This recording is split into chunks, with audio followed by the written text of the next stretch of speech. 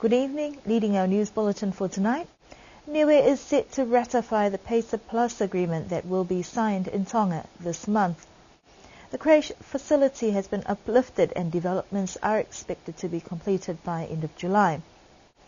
The new crusher at the quarry is now operational.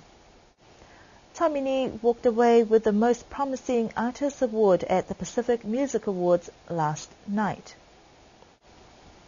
Niue is set to ratify the Pacific Agreement on Closer Economic Relations, also known as PACER Plus, that is due to be signed in Tonga this month. The full text of the trade deal has now been released following a lengthy process of consultations and negotiations that started in 2009 and concluded in April of this year.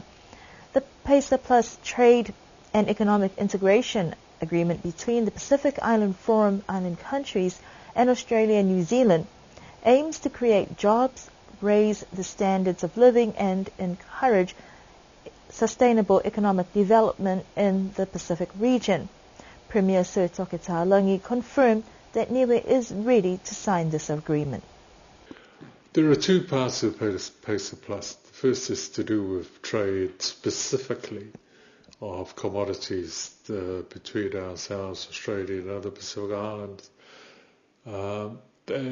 We don't export very much to any of these countries at the present moment apart from New Zealand. So I'm happy with our trade arrangements with New Zealand, and I'm happy that this be continual under this agreement.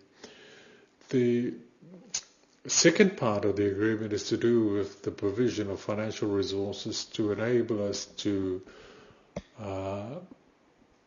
ensure that the facilities that we have in place to ensure that we can export these commodities are up to the standards required. So therefore, we'll be looking at some assistance for the ports and for the airport, because those are the main point of contacts that we bring in and send out produce from here, or people coming in on a regular basis.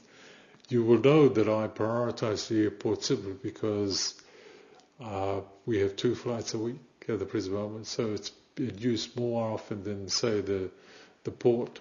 But I am also mindful of the fact that the port has to be a safe place for the workers to work in. But not just that. I think also that we've got to be careful about some of the equipment we expected to use, and I want to make sure that the equipment that they have available to them is safe for them to use. Civil society groups in the region have been highly critical of this agreement, and 2 of the largest economies, Fiji and Papua New Guinea, have already indicated that they will not sign up to the agreement. I don't see any benefits anywhere them being in or out of the agreement. The decision as to whether they will participate or not is entirely up to them, and I'm not going to try to outguess them as to the reasons why or why not. All I can say is that they have a right to do as they please, and therefore they've exercised that right, and I'm happy about that. Niue trades very little in the region, but government is considering some labour mobility options within this agreement. So I think there is some provision for that. But we're going to do our own thing as always. Therefore, I don't know whether that's going to really be relevant to us at this particular point in time. You're talking about seasonal workers.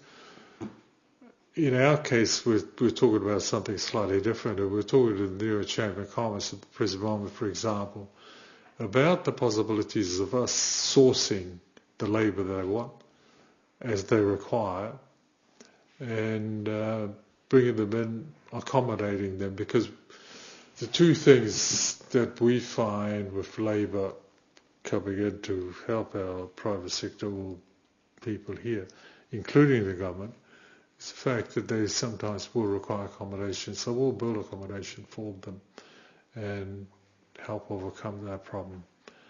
As I said, we're talking to the Chamber of Commerce, and my expectation is that they'll come back to me and tell me exactly how many people they want, so we can go out to the marketplace and see whether we can source these people for them. And let me also say that, in fact, would be keen to look at people, Niueans living in New Zealand, to come back and be part of this process if they wish. It is entirely up to them. The PACER Plus agreement will be signed on the 14th of June, and Premier Talani will not be able to attend due to an expected visit from the Prime Minister of New Zealand around about that time. The Government Creche Facility project is finally making some traction with the relocation of 2 buildings from the old Niue Primary School site. The area behind the Niue Public Service building was cleared last year, but the project has been at a standstill since then. According to the Project Management and Coordination Unit Establishment Director Angela Tuhipa, the reason for the delay in transporting of the buildings to the site is because they were waiting for the arrival of a new trailer to transport the houses, and that trailer arrived last month. It is expected that the buildings will go through a refurbishment by the end of this month, and there is still 1 building at Halamahanga site waiting to be transported up to the new site. The new crusher plant at the quarry site in Mano has been installed and is now operational to process the high demand for aggregate on the island. The old crusher was installed in the early 1970s and only produced chips and screen aggregate. Now, almost 50 years on, the operation has shut down due to aging equipment requiring an upgrade. The new crusher is designed to be more efficient. The crusher was installed last year, and there's been delays mainly due to electrical issues, which are now resolved. We had sandlines up last week to do the alignment of the conveyors and just check the system out, and it's all go to now to start producing product from now for the island. The crusher was designed to produce up to around about 60 to 80 cubic metres of product a day. The requirements, as an example, for our new roading will be up to 4,000 cubic metres of aggregate required for the Chinese.